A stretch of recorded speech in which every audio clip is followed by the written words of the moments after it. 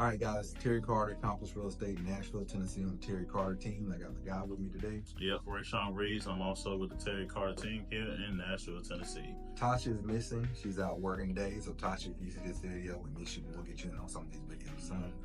Some of you probably just saw our last video, and we thank you for watching this video as well. Today, we're going to be talking about how do you know if when someone comes to you and offers you, calls you, let's say someone calls you, sends you a text, if you know what should you be selling your home for. And I think one of the things that I often see when I speak to people about selling their home, they'll give me a number and I'll say, where do you get that number? And they'll Zillow. The Z word, right? Yeah. A lot of times it might be possibly off of the websites, or they're going to say the tax assessor. They're going off the number that the property tax assessor has sent them.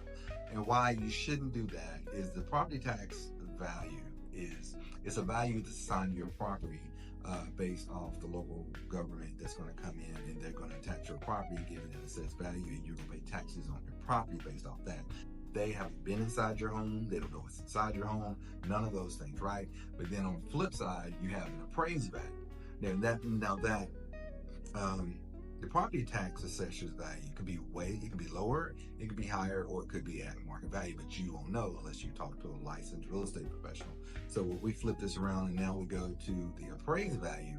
The appraised value is a lot of times that's just really something that the bank is going to send an appraiser out because they want to make sure that the property they want to protect their collateral, which is the house. Right? The money, yeah, they got to make sure that the money they're lending out, the house, the collateral that you speak of is actually worth it. And that's essentially all the appraisal is. That's all it is. And so in the United States, the only person who can give true value to a home is the appraiser. So anything we as realtors or licensed real estate professionals give you is not going to stick when it comes to what it's going to appraise for, because the appraiser is going to be the ones who give the value. So the appraised value can only come from a licensed appraiser.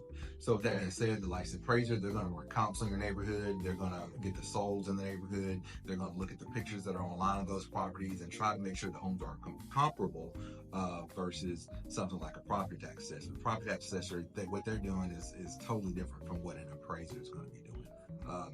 So with that being said, the appraised value is going to be determined by square footage of the home, depending on what station. Let's just say Tennessee. Square footage of the home, location, homes that are sold around it, lots. There could be even lot size if they're appraising lots. Yeah. So there's different factors that are really gonna come into play. Yeah. So I just think you do yourself a disservice if someone calls you and they give you a number and you say, "Well, I'm gonna take that number because that's what it's worth." What it's worth and what you're seeing in front of you is just a piece of paper that the property tax assessor sent out to you, right? Yeah, and a lot of times those can be wrong, and sometimes you actually need to, most times people ain't gonna say, hey, you value my property too low to the tax assessor because they don't want to pay a higher property tax amount.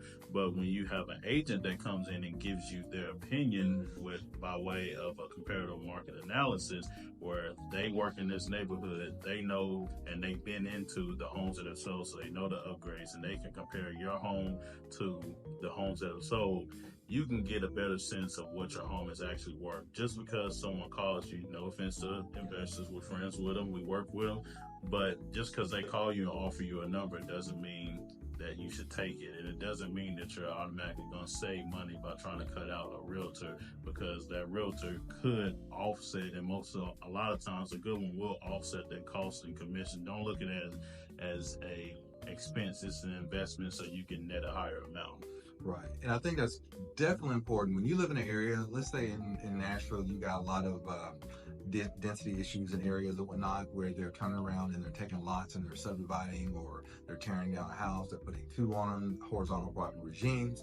What can happen is all you see is a piece of dirt, and you think that piece of dirt, because the property tax assessor has told you it's only worth $80,000, right? But when we know that because in that neighborhood people are doing tear downs and they're putting more lots on it, the value of that lot could be far greater. It could be 4 times that, right? And because you don't have the knowledge that a real estate agent has, especially one who's highly connected or who talks to a lot of developers or who has some insight on what's happening in your area, you can very easily sell your home for way less than is possible. Way less. So that's why I think this video is important, because we want to talk to people. If you're getting those phone calls, you're getting those texts, nothing against those people who do those type of services, whatever.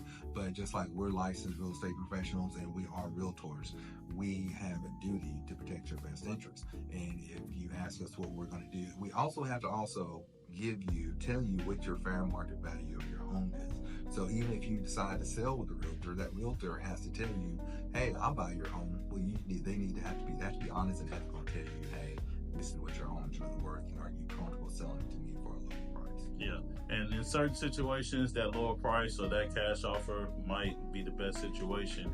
But a lot of times, and we know this, talking to friends, family, they talk about how their cousin, gave the house away, and we just want you, instead of giving the house away, quote unquote, is to consider all your options. Talk to a licensed real estate professional, a realtor that can give you what they believe fair market value is, and then you can make an informed decision on what you want to do, whether that be listed, whether that be go with an off-market situation.